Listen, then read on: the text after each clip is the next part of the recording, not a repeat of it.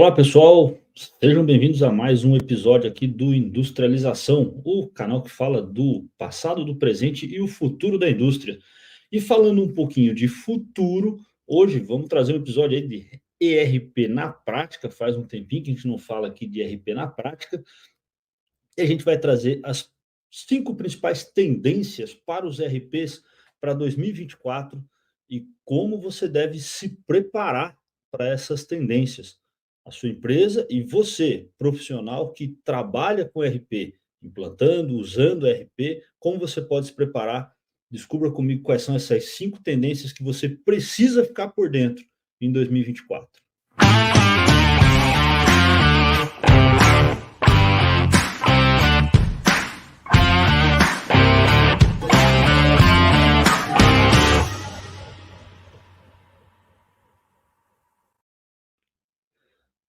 Pois é, pessoal. A primeira tendência aí para os RPs que a gente já vem observando faz um tempo e deve continuar em 2024, tá? É mais ERP em cloud, mais ERP cloud, e tem algumas razões para isso, né? Primeiro que as redes, internet, têm se tornado cada vez mais rápidas, mais acessíveis, custo menor. O custo do cloud também tem reduzido com recursos de tecnologia, com rateios, com parcerias que muitas empresas têm feito. Então, o custo tem melhorado aí também, né? Agora, um fator muito preponderante aí, né? Um fator que tem influenciado muito essa tendência para o cloud é segurança. A segurança cibernética tem sido um tema muito forte e isso tem influência nos RPs, porque o RP é onde estão muitas informações, se não todas, mas muitas informações importantes, ou as principais informações, né, mais importantes da empresa. Você pode ter sistemas verticais integrados aos RPs, com dados aí numa granularidade maior, mas a maioria desses sistemas integram com o seu RP e muita informação importante está no RP. E outra, a empresa depende do ERP para funcionar, para trabalhar, para faturar, para comprar, para emitir pagamentos, para pagar os funcionários. Então, a gente tem tido muitos casos aí de servidores locais de ERP sequestrados, as empresas acabam parando completamente, tem que pagar resgate ou tem que reinstalar tudo, é um prejuízo de qualquer forma.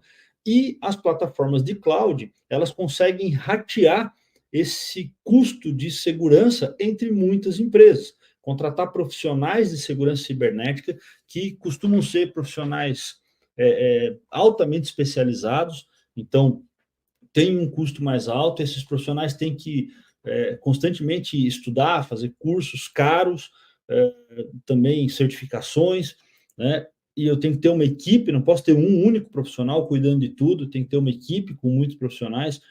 Então, isso tem impulsionado e vai impulsionar cada vez mais o RP em cloud, né?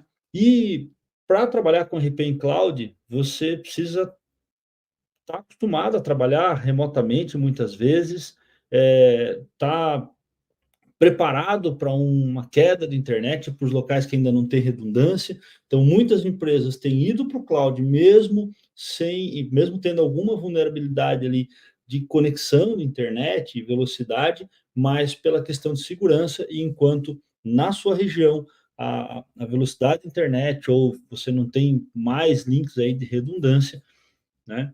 É, tem que estar preparado para isso. Eu tenho visto algumas empresas já usando Starlink como redundância, né? Então, a empresa compra aí algumas antenas Starlink para usar como redundância em regiões onde só tem um único link de fibra ótica, alguma coisa assim, tá? Então, é uma tendência importante, tá? E esse ERP no cloud, ele vai estar conectado a sistemas verticais, às vezes localmente, tá? Por computação edge, né? E também a gente vem aí a segunda tendência, tá? Que é o ERP conectado ao IoT, né? IoT é um tema bem controverso, tem uma discussão muito grande com o pessoal de segurança, né? Você já deve ter ouvido muita gente que não usa IoT em casa, não usa IoT em lugar nenhum, porque tem medo daí, porque são dispositivos vulneráveis.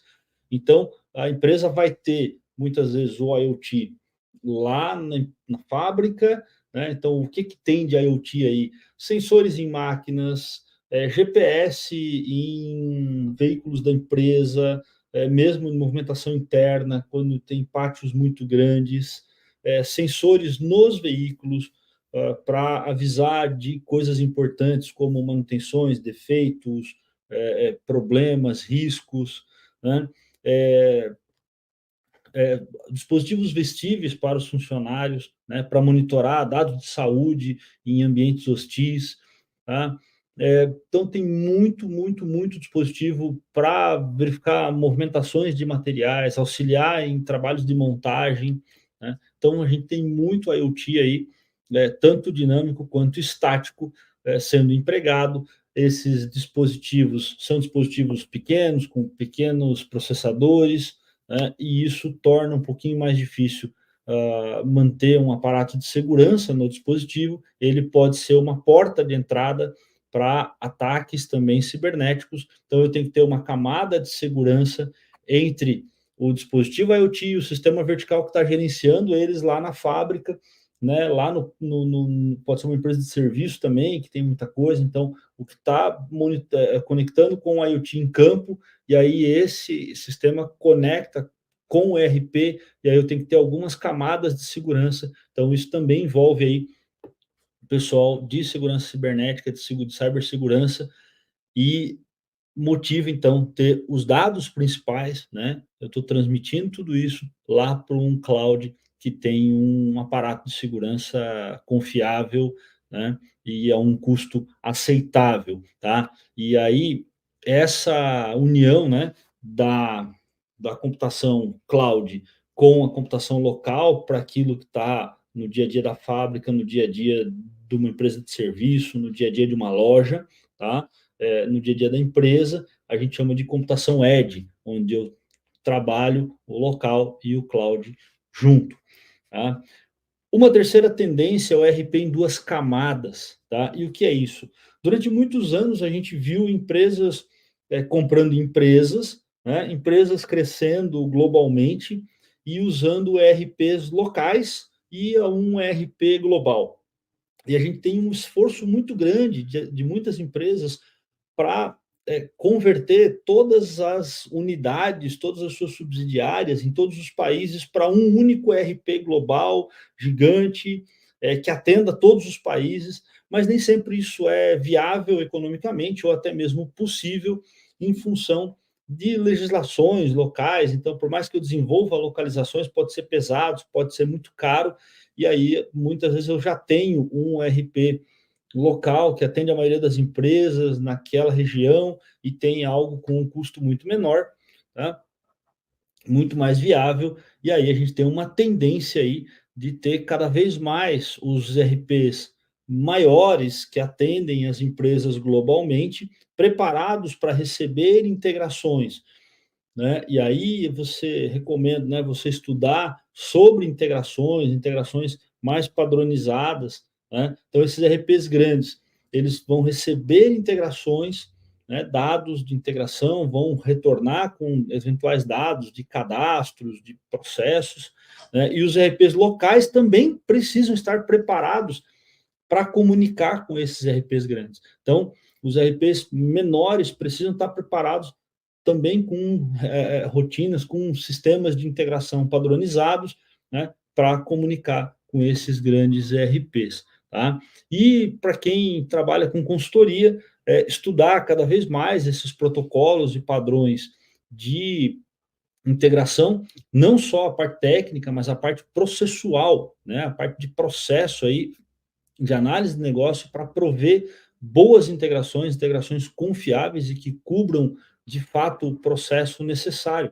Tá? Então, as integrações entre os RPs em duas camadas, quer dizer, o RP global e o RP regional trabalhando juntos, né, é uma tendência importante Então, as empresas começam a ver, eu vou gastar X para fazer uma integração entre o RP local e o RP global, e de repente 10x para poder colocar essas unidades dessa região dentro do RP global, né? Implementar esse RP global nessa região. Então, por essa diferença de valor, muitas vezes, isso acaba não sendo viável, né? Às vezes uma empresa de RP global não atende todas essas regiões, tá? Então isso fica bastante pesado aí, muito caro, e a gente entra aí nessa tendência de RP em duas camadas, global conversando com regional, os dois integrados. O quarto item é o item do momento, aquilo que todo mundo tem falado, né? Já foi tema de previsões apocalípticas, que é a IA generativa.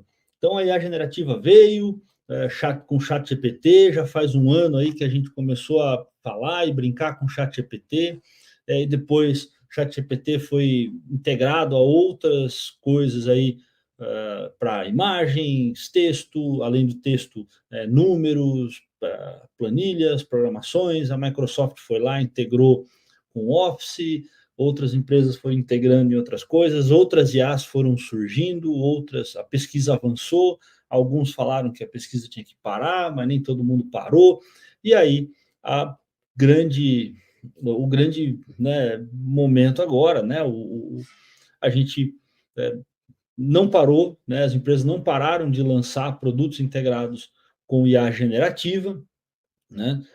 Uns dizem, o ChatGPT já ficou para trás, daí o ChatGPT tem uma versão nova, mas a verdade é que está surgindo muita coisa, né? Tem muitas IAs diferentes, então vem aí, né, Gemini, aí tem um monte que vocês já devem ter ouvido falar, integrados a várias coisas, e agora isso começa a vir para o RP. E onde a IA generativa pode ajudar no RP? Né? Pode ajudar a acelerar, sugerir cadastros, sugerir processos, então não só embarcada no próprio RP, mas como ferramenta, né, de avaliação de conteúdo, tá? E até mesmo aliada aí, né, a tentando fazer previsões de vendas com base em alguns dados, tá? Então, a IA generativa deve tomar aí um espaço grande. E aí, como você pode se preparar para quando ela estiver embarcada aí no seu RP? Tá? Começa a brincar.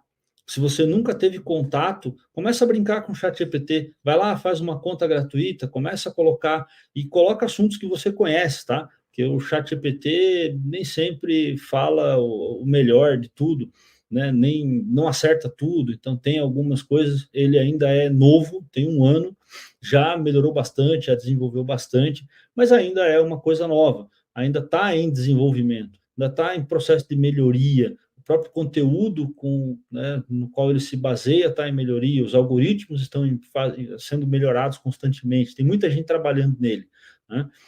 E aí, quando isso chegar no seu RP, você já brincou bastante, já testou, já usou, né? Procure outras IAs generativas. Se vocês quiserem que a gente faça um episódio, a gente pode trazer gente aqui que conheço algumas pessoas que eu tenho conversado, que entendem bastante disso. Posso trazer aqui para conversar um pouco com vocês, tá? Comenta aí, coloca nos comentários se vocês querem mais sobre inteligência artificial na indústria, como a inteligência artificial pode ajudar a indústria e não só aquilo que a gente tem visto na internet, escrever livro, escrever texto, né? Fazer marketing. Não, como que ela pode ajudar no desenvolvimento de produtos? Como que a IA generativa pode ajudar no desenvolvimento de processos, na melhoria de produtos, na solução de problemas de uma fábrica, na solução de problemas de processos, na solução de problemas logísticos, tá? Na recomendação para melhorias de processos logísticos. Então, se vocês querem que a gente traga um pouquinho disso aqui, né, comenta aí, a gente traz aí algumas brincadeiras que a gente tem feito na prática, né, buscando ali com essas IAs, tá, ideias até para o nosso trabalho do dia a dia aí, de solução de problemas, então a gente pode trazer para vocês. Tá? Então, IA generativa com RP, comece a estudar, comece a entender, né, porque logo ela vai vir aí embarcada no seu ERP também, e aí você precisa saber como extrair o melhor dela. Tá?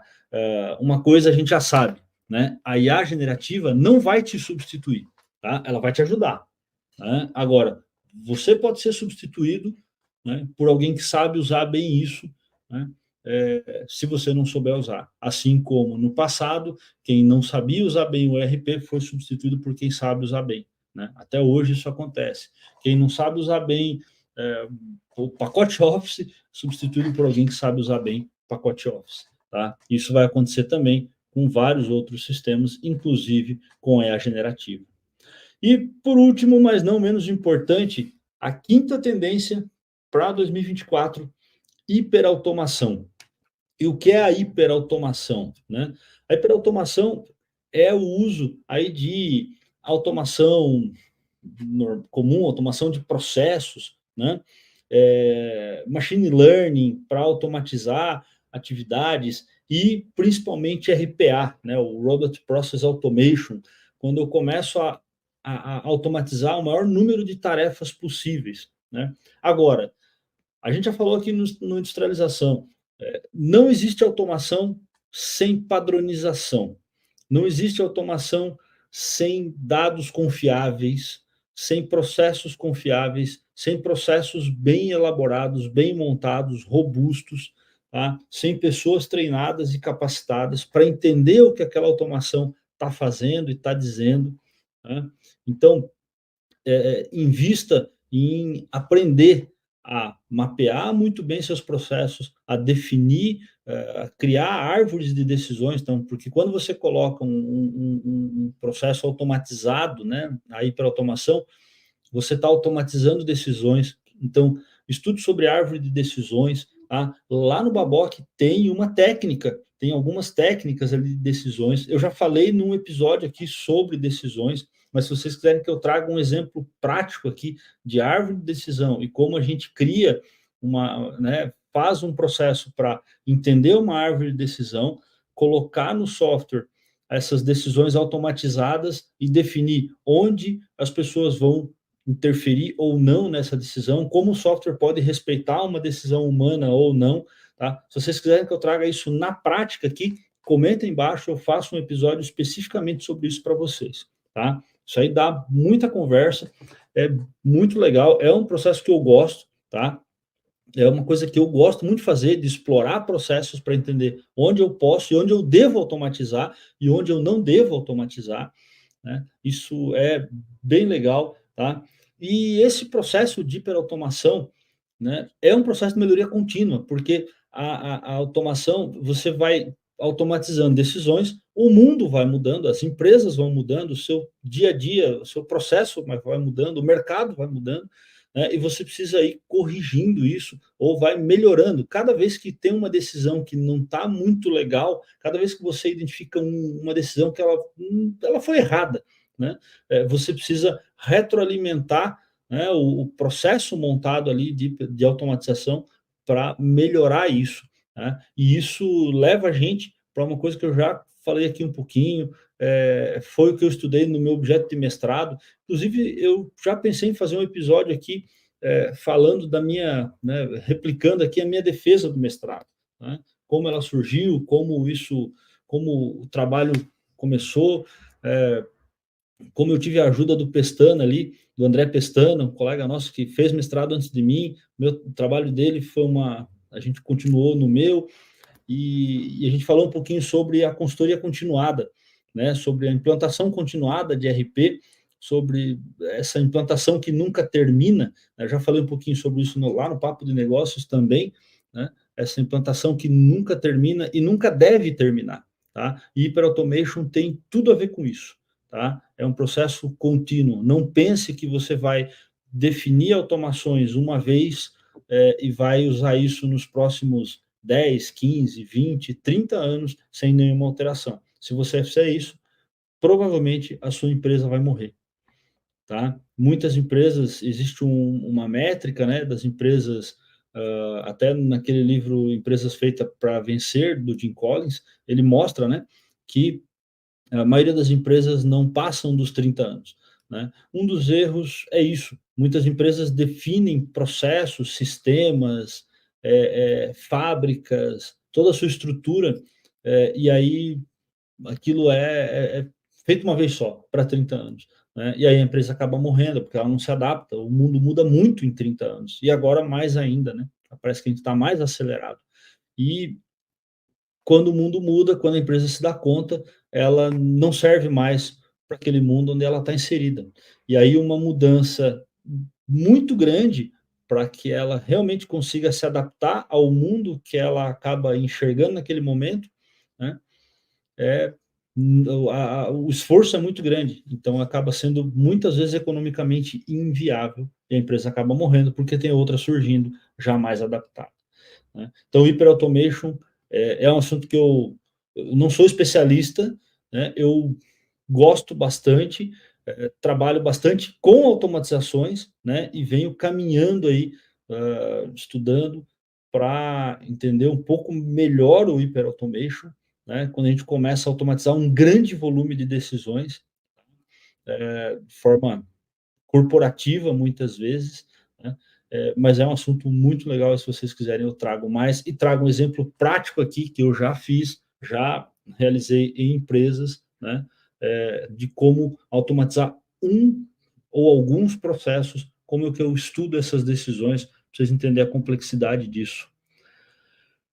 Então, estudem, observem, acompanhem essas 5 tendências: ERP em cloud, IoT conectado a ERP, ERP em 2 camadas, global e regional integrados, IA generativa embarcada no seu ERP e hiperautomation, né, ou hiperautomação, né, com machine learning, né, e com RPA embarcado no seu ERP. Obrigado, pessoal, que ficou comigo até aqui. Curte o vídeo aí, compartilha, manda para quem você conhece que trabalha com RP e precisa ficar mais antenado a essas tendências para 2024. E muito obrigado e até o próximo Industrialização aqui com ERP na prática.